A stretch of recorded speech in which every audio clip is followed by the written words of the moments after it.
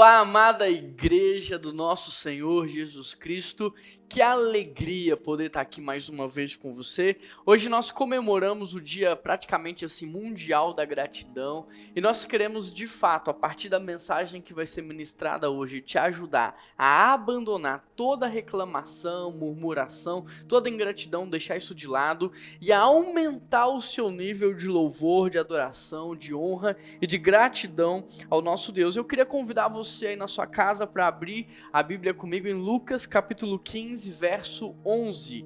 Lucas 15, verso 11. O texto vai ser projetado aqui na tela, mas queria incentivar você a fazer a leitura e também anotações. Não só aquilo que eu vou falar, aquilo que eu vou ministrar, mas principalmente aquilo que o Senhor vai falar com você. Sabe por quê? O que muda as nossas vidas não é o que nós falamos para Deus, mas é o que Deus fala conosco. Portanto, anote aí para você registrar, para que você possa crescer e crescer numa velocidade bem legal, uma velocidade que acompanhe o seu desenvolvimento pessoal.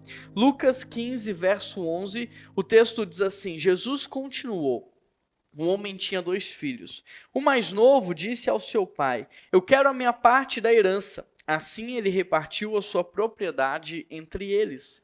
Não muito tempo depois, o filho mais novo reuniu tudo o que tinha e foi para uma região distante. Lá desperdiçou os seus bens vivendo de maneira irresponsável.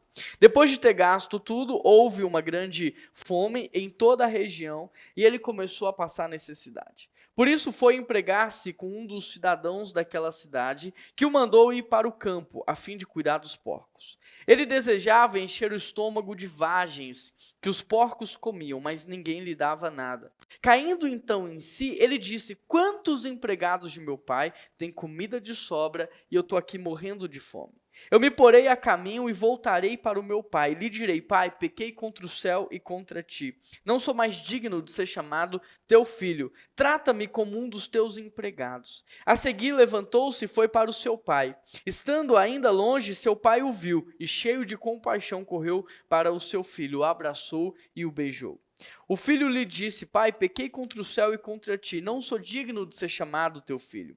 Mas o pai disse aos seus servos: tragam a melhor roupa e vistam nele. Coloquem um anel no seu dedo e calçados nos seus pés. Tragam um novilho gordo, matem-no, vamos fazer uma festa para comemorar. Pois este meu filho estava morto e voltou à vida, estava perdido e foi achado. E eles começaram a festejar. Enquanto isso, o filho mais velho estava no campo. Quando se aproximou da casa, ouviu a música, viu a dança. Então chamou um dos servos e lhe perguntou-lhe: o que está acontecendo aqui?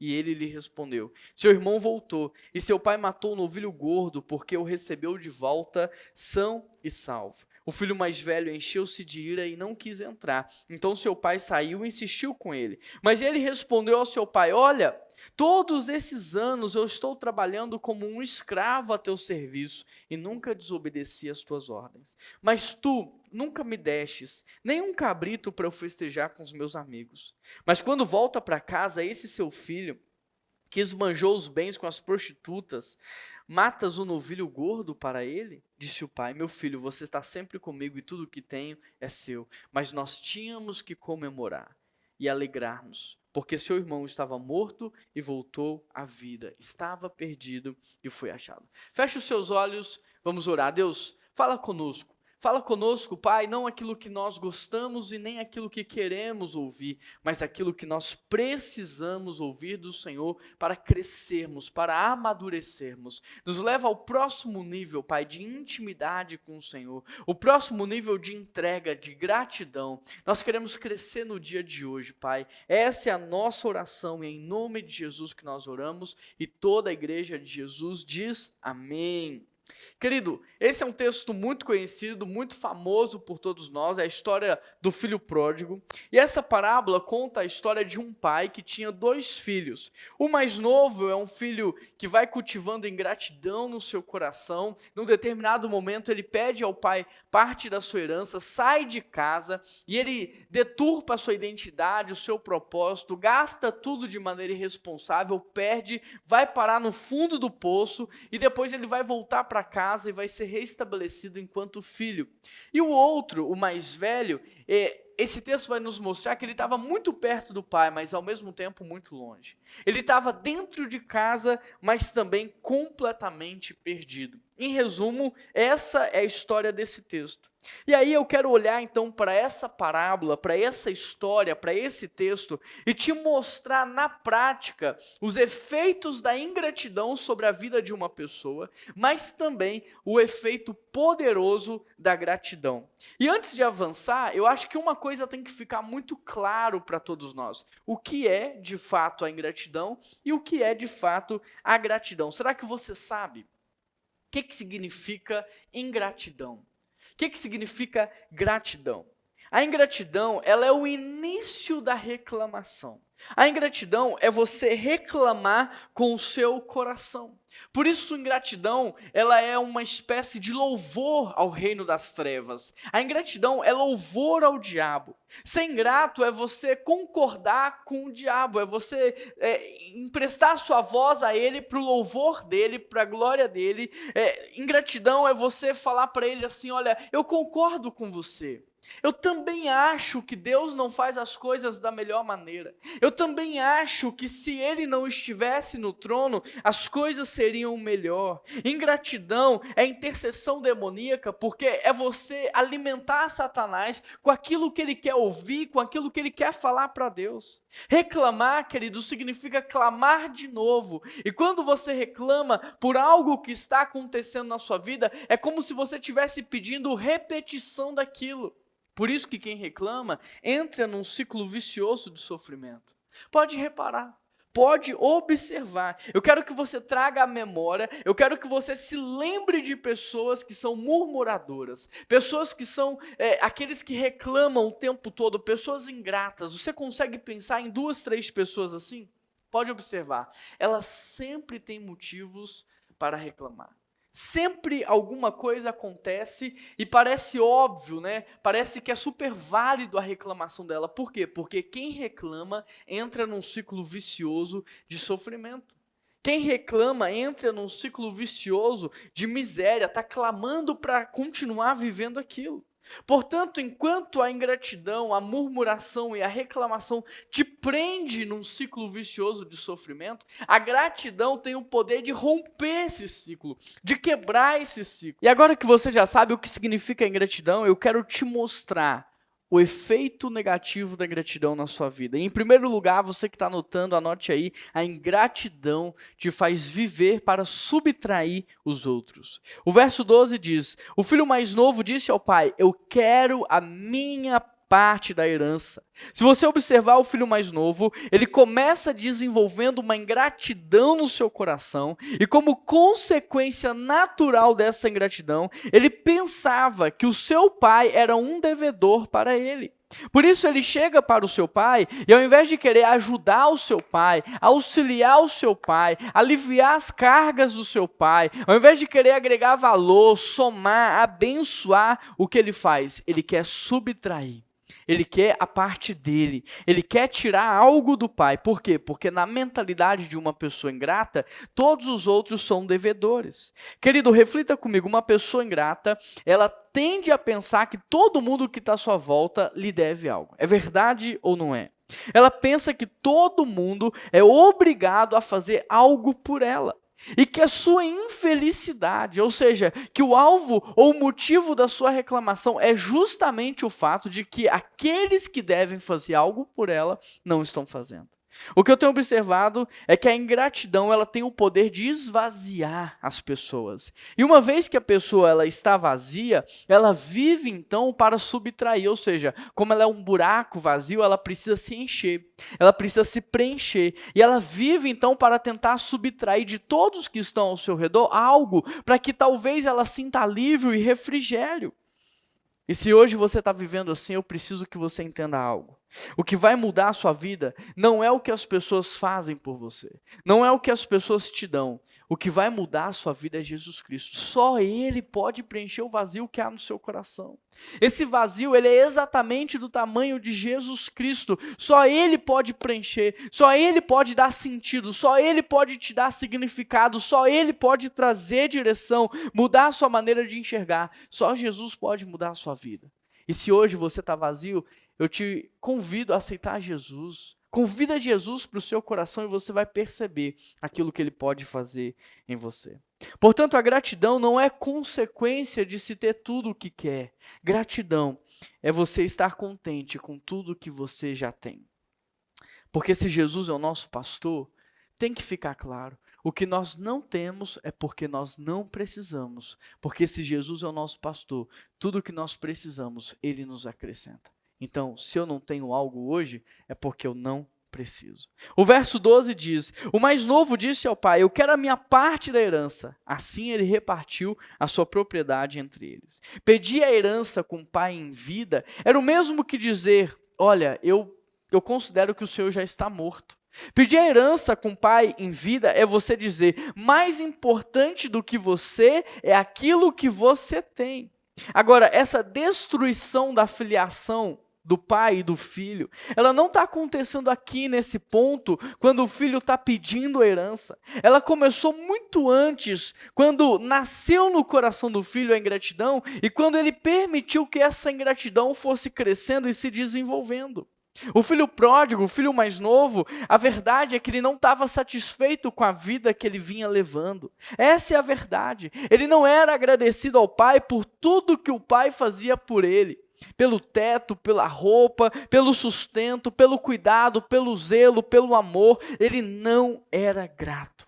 Ele pensava que sem o pai a vida dele seria infinitamente melhor. Ele pensava que sabia mais do que o pai, que poderia tomar decisões melhores. De forma que com o passar do tempo essa ingratidão foi crescendo, foi se desenvolvendo, até que ela chegou ao ponto de desconectar o coração deles. A desconexão não aconteceu no momento em que ele pediu a herança, mas pedir a herança era consequência já de um coração desconectado. Querido, o que nós precisamos entender é que a ingratidão ela tem o poder de quebrar a nossa relação com o Pai. E não só isso, mas a ingratidão dentro de casa, por exemplo, ela tem o poder de nos desconectar do nosso cônjuge, dos nossos filhos, dos nossos irmãos, dos nossos pais. A ingratidão é algo muito sério. A ingratidão dentro do trabalho desconecta você do seu chefe, do seu líder, dos seus colegas. A ingratidão dentro de relacionamentos tem o poder de quebrar, de destruir. A ingratidão é algo muito sério. No caso do filho pródigo, a ingratidão cresceu tanto que ele não se sentia mais filho, que ele não amava mais o seu pai. Isso é tão verdade que ele chega a ponto de pedir a herança com o pai em vida. E o que ele está dizendo é: eu não aguento mais viver debaixo da sua liderança. Eu não aguento mais me relacionar como pai e filho. Eu não quero mais isso para mim. Me entrega logo aquilo que é meu, porque eu vou embora. Eu quero viver sozinho. É isso que ele está dizendo para o pai. Em terceiro lugar, a ingratidão ela destrói a sua identidade. Anote aí, a ingratidão tem o poder de destruir a sua identidade.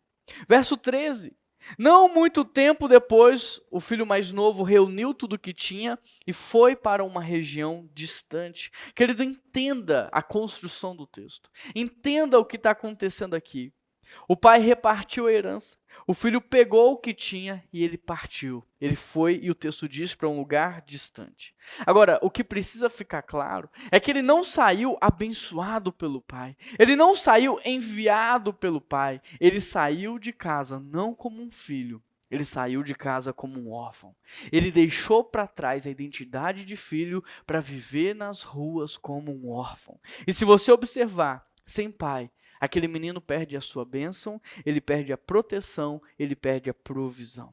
Da mesma forma que Ló era abençoado porque andava com Abraão, porque estava com Abraão, o filho pródigo, enquanto estava na presença do pai, ele tinha tudo, mas sem o pai, ele passaria por momentos de dificuldade. O que nós precisamos entender é que Deus ele não trabalha com indivíduos de maneira isolada. Deus trabalha com famílias. E sem o pai, o menino perde muito mais do que apenas o dinheiro. Ele perde filiação, ele perde identidade, ele perde propósito, ele perde as bênçãos espirituais. Ele perde proteção e ele também perde provisão. Sem o pai, Ele perdeu a sua identidade de filho e ele passou a viver como um órfão. De forma que, se você observar a partir desse momento, ele não vai mais viver como um filho vive. Ele vive como um órfão vive. Ele não toma mais as decisões que um filho tomaria, mas as decisões que ele vai tomar são decisões de alguém que não tem filiação espiritual. Por isso, deixa eu te perguntar, será que a sua ingratidão não tem feito você viver como um órfão? Será que a sua ingratidão não tem feito você olhar para Deus muito mais como um chefe do que como um pai? Será que a sua ingratidão não te faz se relacionar com Deus como se Ele fosse um diretor de um orfanato e não como o seu pai? Será que a sua ingratidão não tem destruído a sua identidade de filho? Em quarto lugar, a ingratidão, ela te desvia do seu propósito. Olha o que o texto diz. Em quarto lugar, ela te desvia do seu propósito. Verso 13. E lá desperdiçou os seus bens, vivendo de maneira irresponsável. Verso 14. Depois de ter gasto tudo, houve uma grande fome em toda aquela região, e ele começou a passar necessidade. Verso 15. Por isso foi empregar-se com um dos cidadãos daquela região, que o mandou para o seu campo, a fim de cuidar dos porcos. Querido, observe o que a ingratidão está fazendo com a vida desse menino. Ele pensou que na casa do pai ele era infeliz. Ele pensou que na casa do pai ele não tinha o que ele precisava. Ele pensou que sem o pai ele teria uma vida muito melhor. Mas a verdade é que sem o pai ele perdeu filiação, ele perdeu identidade, ele perdeu propósito, ele perdeu proteção e ele perdeu provisão. Ele se perdeu completamente. Olha o que o texto diz que aconteceu com ele. Ele perdeu tudo, a ponto de passar fome, a ponto de passar dificuldade. Sem o pai, ele não mais se movia agora pelo propósito, e sim pela falta, e sim pela fome, e sim pela necessidade. Percebe o que a ingratidão pode fazer? A ingratidão pode fazer você perder a sua vida com Deus, o seu relacionamento, a sua intimidade, a sua comunhão com Ele. A ingratidão pode fazer você viver para subtrair os outros, para tirar algo dos outros e não para somar, para agregar, para abençoar. A ingratidão te faz mover pela necessidade, pela falta, e ainda assim você continua tendo falta. Por isso, deixa eu te perguntar, para onde a sua ingratidão está te levando? Em que estágio de decadência hoje você está? Será que as suas decisões hoje não são muito mais pautadas na ingratidão do que na direção que Deus está dando para você? Em quinto lugar, anote aí, a ingratidão te faz chegar ao fundo do poço. Veja o verso 16. Ele desejava encher o estômago com as vagens que os porcos comiam, mas ninguém lhe dava nada. Querido, um menino que tinha tudo, agora não tem nada. E tudo porque ele deixou a ingratidão crescer dentro de si. Tudo porque ele permitiu que a ingratidão dominasse a sua mente e o seu coração, influenciando a sua maneira de pensar, as suas decisões. Se você observar, não importa quem você é e nem quanto você tem. Não tem ninguém tão grande que não possa cair. Não tem ninguém nesse mundo que tenha tanto que não possa passar por momentos de dificuldade. É isso que eu aprendo com esse texto. Uma vez que a ingratidão cresce, ela influencia as nossas tomadas de decisões e as nossas decisões podem nos levar ao fundo do poço. Por isso, mais do que começar bem, você precisa terminar bem. Agora, quantas vezes você não pensa como o filho pródigo pensou?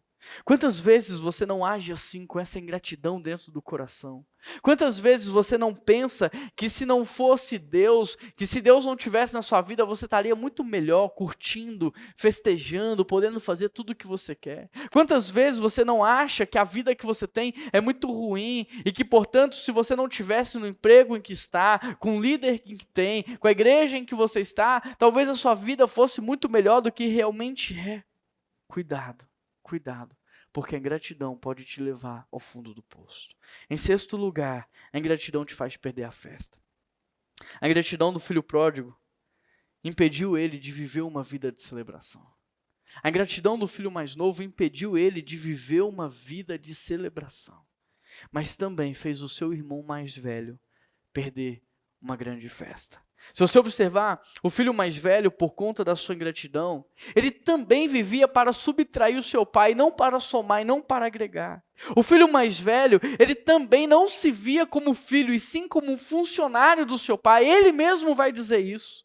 O filho mais velho também não se movia pelo propósito, e sim também pelo acúmulo. Ele não vivia em festa, ele vivia em lamento. E ali, quando o pai o chama para entrar na festa, ele só coloca para fora tudo que estava dentro do seu coração.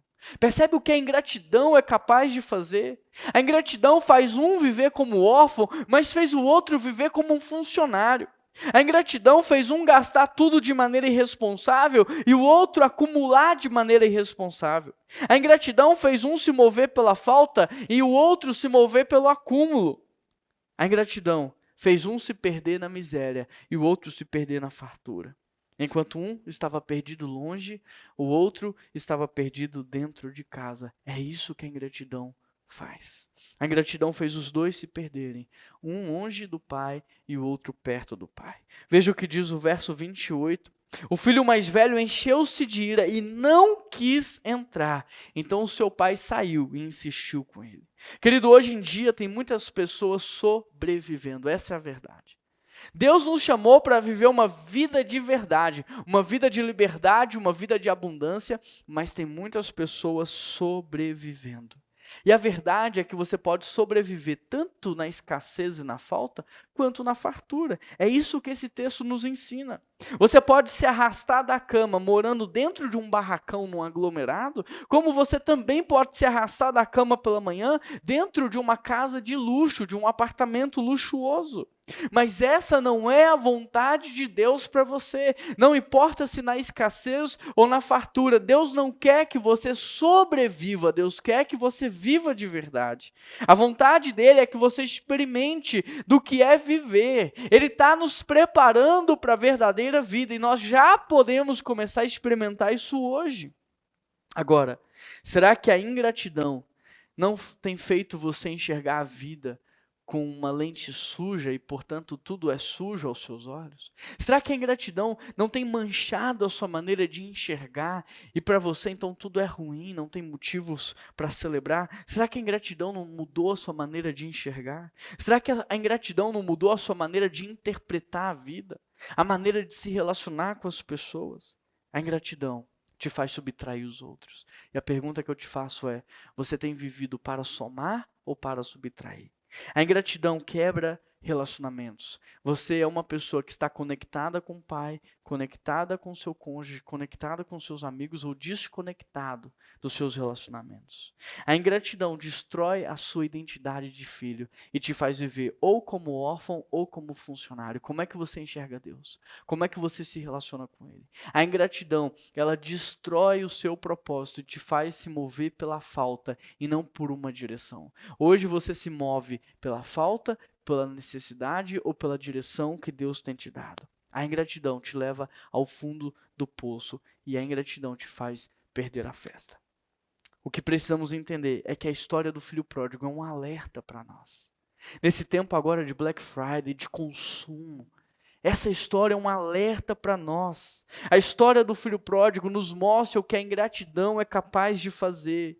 E não há outro caminho senão o fundo do poço. Agora, enquanto a ingratidão faz tudo isso, eu quero te mostrar o que a gratidão pode fazer por você. Como a gratidão pode mudar a sua vida, como a gratidão pode transformar a sua história. Em primeiro lugar, a gratidão, ela te conecta com Deus. Verso 17, caindo em si, o menino disse: quantos empregados de meu pai têm comida de sobra e eu estou aqui morrendo de fome? A seguir levantou-se e foi para o seu pai. Estando ainda longe, seu pai o viu, cheio de compaixão, correu para o seu filho, o abraçou e o beijou. Querido, percebe? Enquanto a ingratidão desconectou o filho do pai, a simples gratidão o colocou no caminho de volta, quebrantou o coração do pai e os conectou outra vez. Sabe o que você precisa para viver um processo de restauração? Sabe o que você precisa para ser restaurado? Primeiro, reconhecer o que Deus fez na sua vida, na sua história. Reconhecer o que Deus está fazendo agora, enquanto Ele fala ao seu coração. Querido, padrão de pensamento modela comportamento. E comportamento autoriza a intervenção espiritual. Sabe o que você precisa para ser restaurado? Sabe o que você precisa? É de gratidão no seu coração. Eu não sei o que você está passando, mas eu tenho certeza que o início da sua cura, o início do seu tratamento, o início da restauração, da libertação, é você reconhecer o que Deus fez e o que Ele está fazendo na sua vida. Pelo que você pode agradecer a Deus. Em segundo lugar, a gratidão restaura a sua identidade e realinha o seu propósito. Verso 21. O filho disse ao pai: pequei contra o céu e contra ti. Não sou mais digno de ser chamado teu filho. Mas o pai disse aos seus servos: tragam a melhor roupa e vistam nele. Coloque um anel no seu dedo e calçados em seus pés. Se você observar, o menino que vivia como um órfão agora é chamado de filho. O menino que antes não tinha nada, agora tem provisão. O menino que antes se movia pela necessidade, agora vai se mover por um propósito. A gratidão conectou o filho ao pai. E aí o pai deu para o filho filiação, quando lhe chamou de filho. Identidade, quando colocou um anel no seu dedo. Provisão, quando lhe deu uma capa. E propósito, quando colocou sandálias em seus pés. Em terceiro lugar, a gratidão te faz viver em festa. Veja o que diz o verso 24. Pois este meu filho estava morto e voltou a viver. Estava perdido e foi achado. Vamos começar a celebração. Querido, pensa comigo. Para quem tem filiação, identidade, propósito, provisão e proteção, festejar é uma consequência natural, sim ou não? Para quem tem filiação, identidade, propósito, proteção e provisão, festejar, celebrar é um estilo de vida. O que nós precisamos entender é que a festa, ela só é uma forçação de barra. A festa só é algo que não faz sentido na cabeça do órfão e na cabeça do funcionário.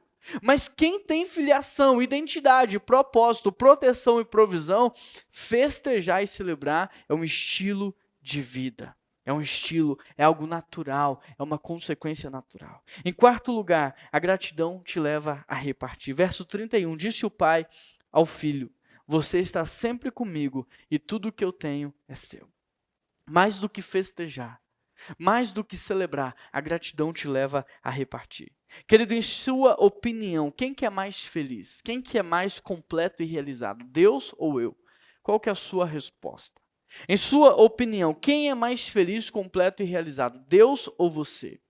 E em relação a esse texto, quem é que é mais feliz? O pai ou os filhos? Se você observar, se você prestar atenção, o abençoador é mais feliz do que aquele que é abençoado. Este é um princípio que nós temos que aprender. Eu digo isso porque muitas vezes nós vivemos na ânsia de receber, na ânsia de subtrair, na ânsia de ser abençoado. É verdade ou não é? Pensamos que receber é muito mais gostoso do que entregar, do que doar, do que repartir. Mas a Bíblia diz: melhor dar do que receber. Este é um princípio que nós temos que aprender. O abençoador é mais feliz do que aquele que é abençoado. A pessoa que promove a festa, ela é sem dúvida alguma, naquela festa, a pessoa mais feliz de todas. E, consequentemente, também a mais generosa, porque ela não só está celebrando, como ela também está repartindo e abençoando. E este pai aqui é alguém que não só deu a festa, como também é alguém que vive em celebração. E como consequência disso, é alguém que reparte o tempo todo. Ele reparte quando o seu filho pede a herança, ele reparte quando o seu filho volta para casa, e ele reparte com o filho mais velho dizendo: tudo que eu tenho é seu. Eu não sei se o pai é feliz porque ele reparte, ou se ele reparte porque é feliz. Mas uma coisa eu sei: as duas coisas andam juntas. Você nunca verá alguém feliz egoísta e nem alguém que é generoso infeliz. Pode observar, pode reparar. A infelicidade, ela leva a pessoa a se fechar. A infelicidade leva a pessoa a acumular, mas a felicidade não. A felicidade leva a pessoa a repartir, a somar, a agregar. Enquanto o filho pródigo, então, vivia na ingratidão, ele só queria receber. Enquanto o filho mais velho vivia na ingratidão, ele só queria acumular. Mas o pai, em contrapartida, o pai, grato pela vida, vivendo uma vida de celebração, ele só pensava em repartir. Querido, aqui nesse texto há dois padrões de pensamento completamente diferentes. Um de alguém que é grato, que celebra e reparte, e o outro de alguém que é ingrato. Alguém que só reclama, murmura, que só pensa em si. E o interessante é que na cabeça do filho mais novo, quanto mais ele recebia do pai, mais ele tinha. Só que não foi isso que aconteceu. Ele perdeu tudo. Essa lógica do filho mais novo, ela nutre o nosso assistencialismo hoje. Porque nós pensamos que por muito receber, muito nós teremos. Mas não é isso que acontece na prática. Já na cabeça do filho mais velho, quanto mais o pai repartia com o filho mais novo, menos riqueza a família teria e menos ele teria. Mas também não é isso que a gente vê acontecendo no texto. E essa lógica do filho mais velho, ela também tem um nome. Milton Friedman diz que essa maneira de pensar é chamada de economia zero. E qual que é a ideia por trás da economia zero? A economia zero diz que quando alguém ganha é porque automaticamente alguém perdeu. Que é impossível alguém ganhar sem que o outro tenha que perder. E essa maneira de pensar, ela tem influenciado muito os dias de hoje. De forma que muitos são avessos ao capitalismo, à prosperidade e ao enriquecimento, porque na cabeça deles, para que eles cresçam, outros têm que perder. Para que eles enriqueçam, outros têm que ficar pobres. Mas não é isso que a gente vê na palavra de Deus. Essa não é a vontade de Deus. Essa maneira de pensar também é equivocada e satânica. Agora, em paralelo a essa maneira de pensar dos filhos, você tem a maneira de pensar do pai. E a maneira de pensar do pai é diferente dos filhos. Na cabeça do pai, quanto mais ele reparte, mais ele tem para repartir. E quanto mais ele gera valor na vida dos filhos, mais riqueza os filhos poderiam gerar. Ou seja, quanto mais valor ele distribui, mais riqueza ele gera e mais pessoas são abençoadas. Querido, a lógica do reino de Deus é diferente da lógica de uma democracia. A lógica do reino de Deus é diferente da lógica do reino deste mundo. Enquanto que nesse mundo, quanto mais você dá, menos você tem, no reino de Deus, quanto mais você dá, mais você tem. É diferente. Você, por exemplo, já viu um crente ficar pobre porque doou muito? Eu nunca vi. Mas eu já vi vários crentes ficarem pobres por gastarem com as suas próprias vontades e os seus próprios prazeres. Você consegue perceber? Porque no reino de Deus a lógica é diferente. No reino de Deus, quanto mais valor ele entrega para os seus filhos, mais riqueza esses filhos têm que gerar para abençoar aqueles que estão à sua volta. Os judeus, por exemplo, eles têm uma máxima que diz: ame a Deus com todo o seu dinheiro. Ou seja, os judeus enxergavam o dinheiro não só como um privilégio, mas também como uma grande responsabilidade.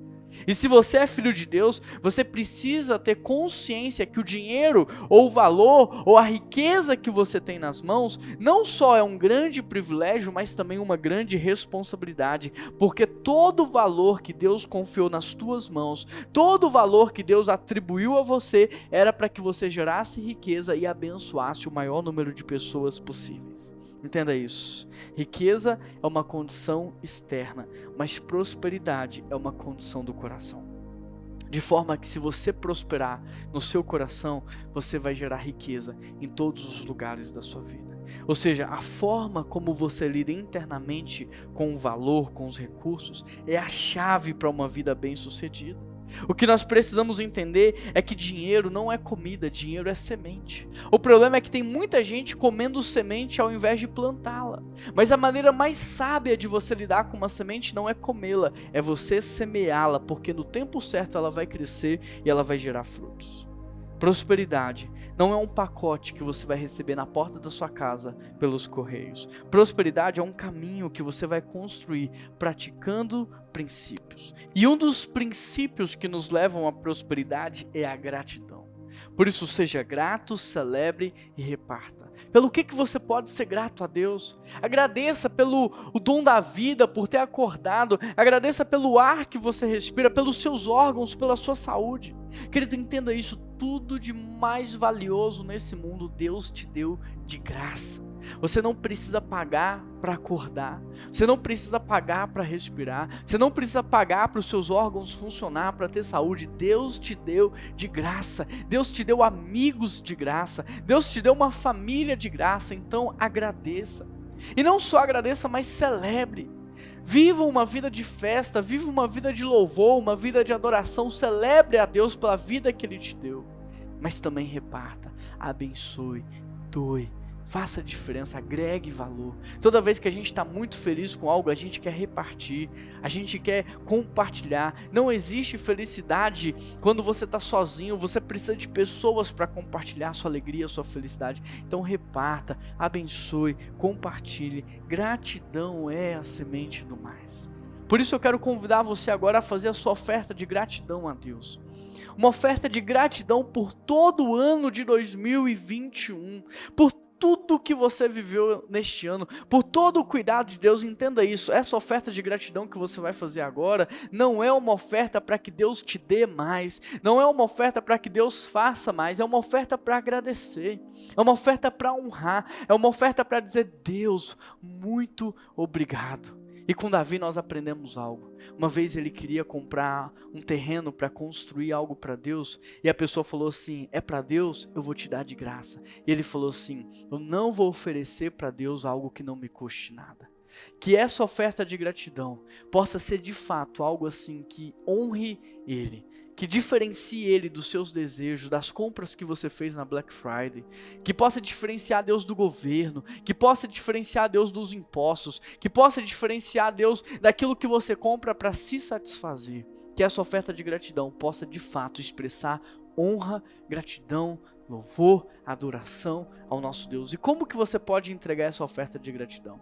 Aqui na tela está aparecendo os dados bancários da igreja, o Pix. Você pode fazer via cartão de crédito, transferência bancária, depósito, Pix. Escolha a forma que é mais fácil para você. Só não deixe de participar. Só não deixe de agradecer a Deus por tudo que você está vivendo, por tudo que Ele está fazendo neste exato momento, enquanto nós expressamos juntos aqui a nossa gratidão ao Senhor. Combinado? Vamos orar juntos? Pai, nós queremos nesse momento expressar gratidão ao Senhor. Nós queremos, ó Pai, tentar traduzir toda a gratidão que há no nosso coração a partir de uma oferta ao Senhor.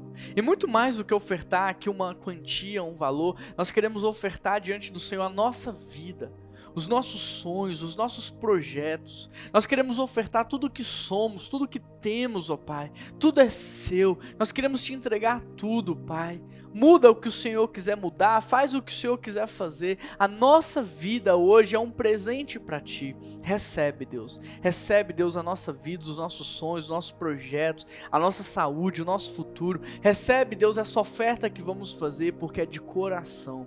Nós não estamos sendo constrangidos, nós não somos obrigados, nós não estamos fazendo por causa de uma lei. Tudo o que a gente está fazendo agora é de maneira voluntária, para expressar a nossa gratidão ao Senhor.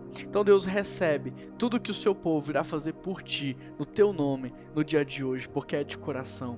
E que o Senhor continue, Pai, abençoando cada uma das famílias. Que o Senhor continue guiando, protegendo e cuidando. Não de uma forma nova, como se o Senhor já não estivesse fazendo, mas exatamente da maneira como o Senhor tem feito há tantos anos. Porque o Senhor é perfeito em tudo que faz. O Senhor é maravilhoso em tudo que faz. E o Senhor sempre faz muito mais do que pedimos, sonhamos e imaginamos. Nós só temos que dizer: Deus, muito obrigado.